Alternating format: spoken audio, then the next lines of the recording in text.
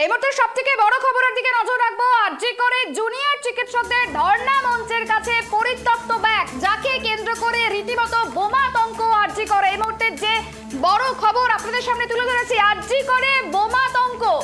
Junior চিকিৎসকদের যে ধর্ণা মঞ্চ, সেই ধর্ণা মঞ্চের কাছে পরিত্যক্ত ব্যাগ, আর সেই ব্যাগকে কেন্দ্র করে বোমাতঙ্ক। প্রতিনিধি টেলিফোন লাইনে রয়েছে রিমিক মাঝে। রিমিক, যে ছবি দেখা যাচ্ছে আরজি করের যে জুনিয়র চিকিৎসকদের ধর্ণা মঞ্চ, সেই ধর্ণা মঞ্চের কাছে পরিত্যক্ত ব্যাগ, ঠিক কি অনুমান করা হচ্ছে এই ব্যাগকে কেন্দ্র করে বোমাতঙ্ক সৃষ্টি হয়েছে ইতিমধ্যেই?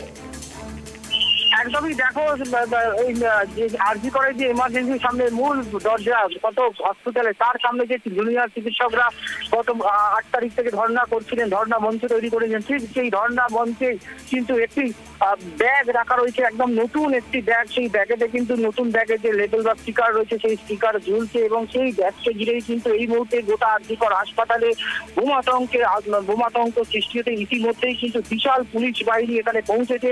গোটা এলাকাটাকে কর্ডন করেছে আরপিএফ জওয়ানরা, কেন্দ্রীয় বাহিনীর জওয়ানরা, তারা সশস্ত্র বাহিনী যারা রয়েছেন তারাও কিন্তু গোটা এলাকাটা কর্ডন করে দিয়েছেন। ধর্ণা মঞ্চের চারদিক পুরো গার্ড রেলিং দিয়ে ঘিরে দেওয়া হয়েছে। এমনকি এমার্জেন্সির সামনে যে হসপিটালের মূল দরজা, সেই মূল দরজা কিন্তু এই মুহূর্তে বন্ধ করে দেওয়া হয়েছে। সেখান থেকে কোনো রকম রোগীর পরিবার পরিজন, অ্যাম্বুলেন্স বা কোনো গাড়িতে ঢুকতে দেওয়া হচ্ছে না।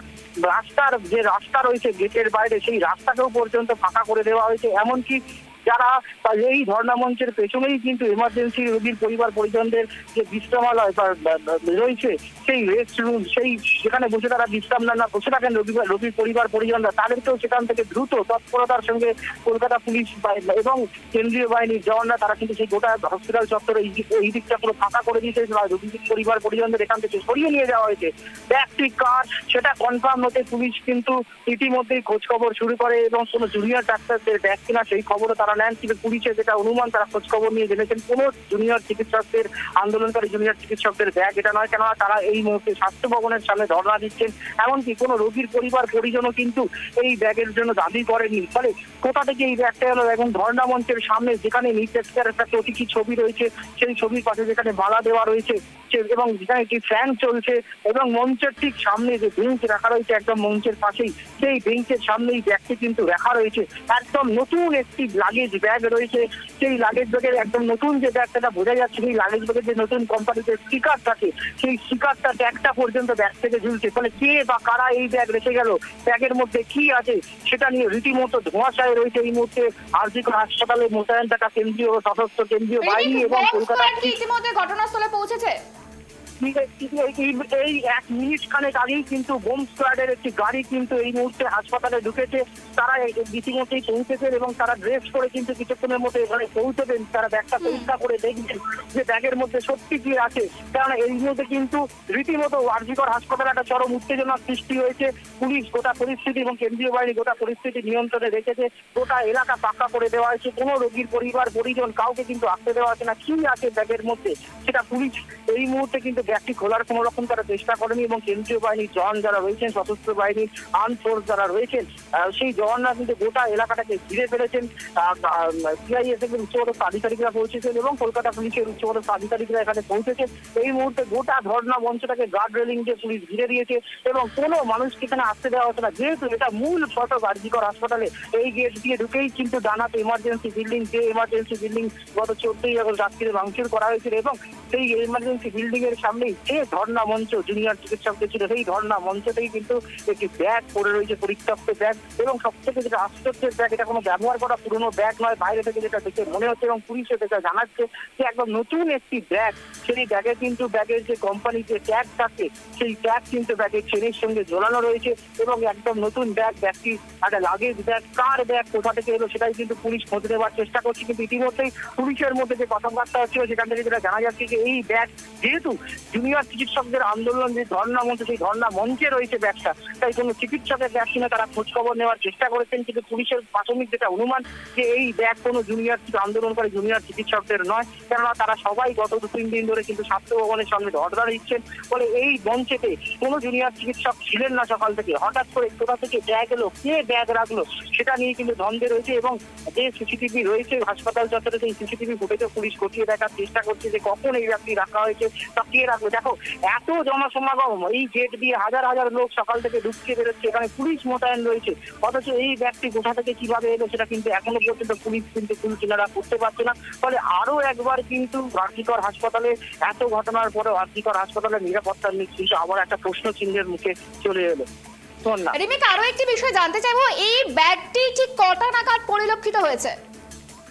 দেখো, এই আধ ঘন্টা আগে কিন্তু পুলিশ, যারা এখানে পুলিশ কর্মী রয়েছে নিরাপত্তার দায়িত্বে, তাদের চোখে পড়ে যে ধর্ণা মঞ্চের সামনে ব্যাগটি রয়েছে। তারপরেই কিন্তু সঙ্গে সঙ্গে পুলিশের উচ্চপদস্থ আধিকারিকদের খবর দেওয়া হয়। তবে কটা নাগাদ এই ব্যাগটি ঠিক রাখা হয়েছে বা কে বা কারা এই ব্যাগটি রেখে গেছে এবং এই ব্যাগের মধ্যে কি আছে সেটা কিন্তু এখনো পুলিশের পক্ষে দূর থেকে বোঝা সম্ভব নয়। সেই জন্যই হোম স্কোয়াড এবং ডগ স্কোয়াডকে ডাকা হয়েছে। তারা ইতিমধ্যেই পুলিশের একটি হোম স্কোয়াডের গাড়ি প্রবেশ করেছে হাসপাতালের মধ্যে। তারা হয়তো কিছুক্ষণের মধ্যেই তারা প্রশ্রয় নিয়ে আসবেন এই ব্যাগটি পরীক্ষা করতে।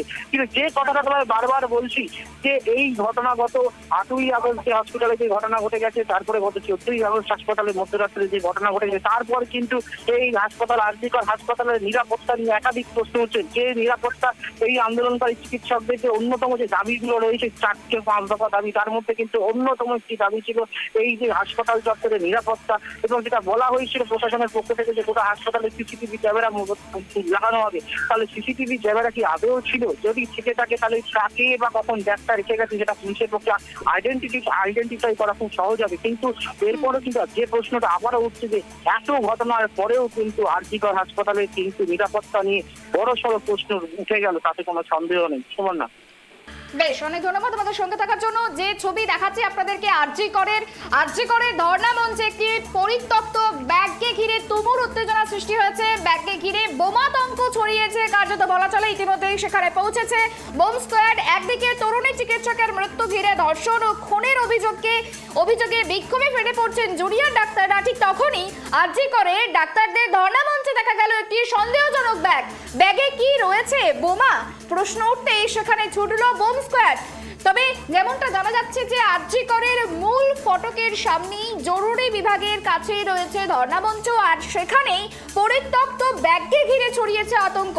জানা যাচ্ছে ওই ব্যাগ বেশ কয়েক ঘন্টা ধরে ডাক্তারদের ধর্ণামঞ্চে পড়েছিল। এভাবে কতক্ষণ ধরে ওই ব্যাগ পড়ে থাকতে দেখে সন্দেহ বাধে। এলাকা মুহূর্তে ঘিরে ফেলা হয়েছে পুলিশের মাধ্যমে। এবং প্রশ্ন উঠছে, যেখানে ডাক্তারদের আঁটোসাঁটো নিরাপত্তার মধ্যে এই ধর্ণা বিক্ষোভ চলছে, সেখানে কিভাবে ওই মঞ্চে ব্যাগটি এলো? ব্যাগে কি সত্যিই কোনো সন্দেহজনক বস্তু রয়েছে? প্রশ্ন থেকেই যাচ্ছে।